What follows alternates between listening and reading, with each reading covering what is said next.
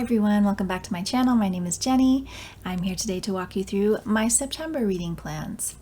So, to start off, I'm going to share with you the next book that I have decided to read for my Rivers TBR, which is a separate TBR than my monthly ones that I created earlier this year to go along with some research that I'm doing for my artwork. And I have decided to read next For the Love of Rivers, A Scientist's Journey by Kurt D. Faush. This is chronicling his research that he's done over decades around streams and rivers. I have started this one already. I dipped in, read the introduction, and then dipped into the first chapter. And it seems like it's very specific to his journey and some other scientists' journey who've been doing work alongside him. And it seems like the studies center more around the fish and wildlife within the streams. So I'm going to be dipping in and out of this. I don't think I'm going to read it cover to cover because I think he gets quite into the methodology that they use to collect their research. He says in the introduction that it's really not a book about the findings of their research, but more about the process of their research and the people doing the research themselves and their own kind of relationship with the land and the ecology that they're learning about. And that is interesting to me, but I'm not as interested in learning about particular trout habitat, for example.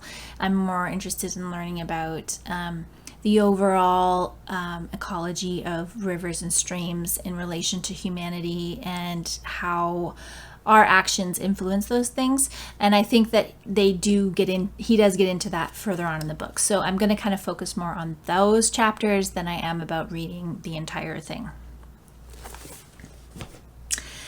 The next book I'm going to be reading is a memoir, Two Trees Make a Forest by Jessica J. Lee, in search of my family's past among Taiwan's mountains and coasts. And this I am reading along with the book Naturalists Club, which is ran by Doris from Aldi Books and Heidi from My Reading Life. And this is the first time I'll be joining in with their reading. I also wanted to read this one because this made the Canada Reads finalist for, I believe, 2021.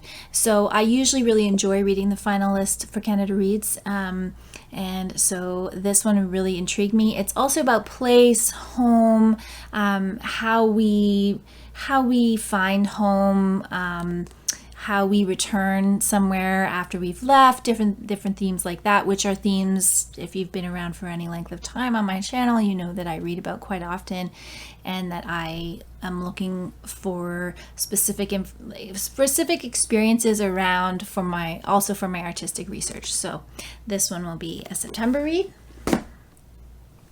I have 2 books to finish for the final round of the BookTube Prize.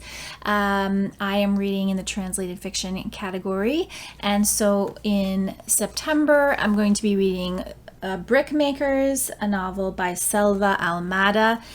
This was translated from the Spanish by Annie McDermott.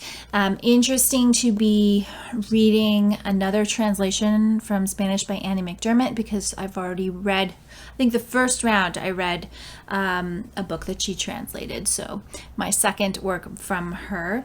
And from the sound of this, it sounds a lot like a Romeo and Juliet retelling, but set in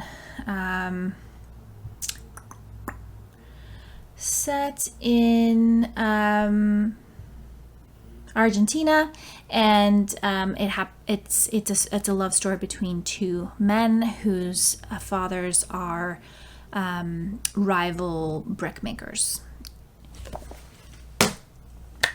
The other BookTube Prize book I'm reading is Disquiet by Zulfu Livaneli, which was translated by Brendan Freely. And I think that I did read the synopsis of that book at some point, but I don't remember it whatsoever. So I'm going to walk into that one blind, and that's okay with me, because sometimes that's better. The audio that I'm going to be listening to for September is The Pull of the Stars by Emma Donoghue. And you may be saying to me, if you noticed my August TBR, Jenny, you are reading a second book set around World War I consecutively. And I would say to you, yes, I am. And I only realized that after I started listening to the book. But this is my reasoning behind reading this book. I am a big Emma Donoghue fan. I have given both of her books that I have read thus far 5 stars. And this was The Pull of the Stars was, I believe, came out in 2020. And she already has a new book coming out called Haven.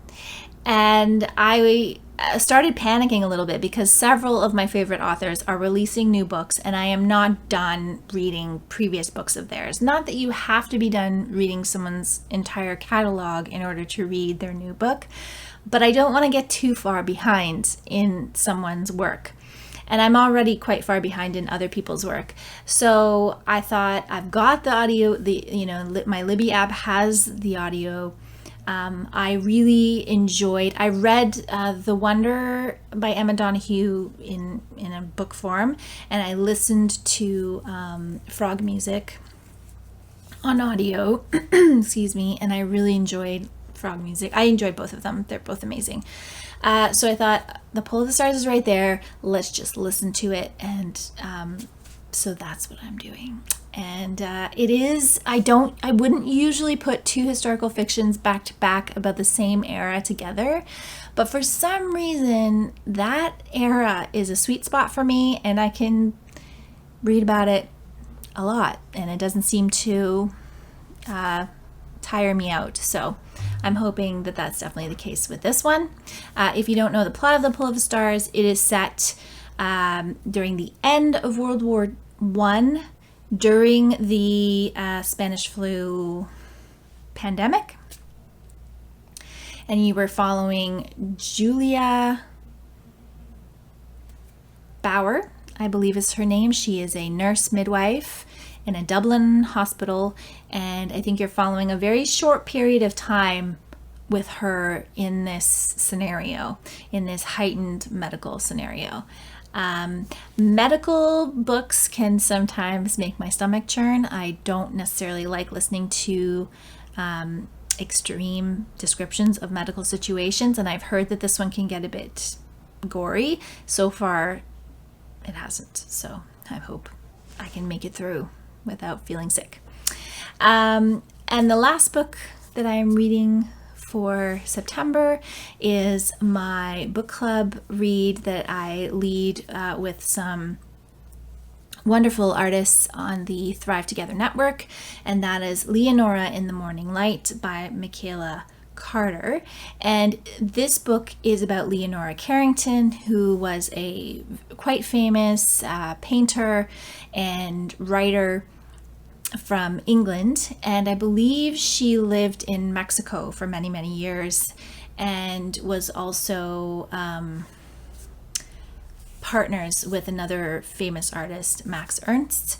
And so this is a fictionalized version of her life, so very excited to learn about her and learn about her work through this fictionalized novel. So those are the books that I have on deck for now. My reading, it could be that I add something spontaneously near the end of the month, depending on how these books progress.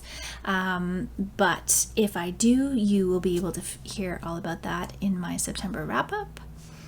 And that's all I've got for today. So thank you so much for watching.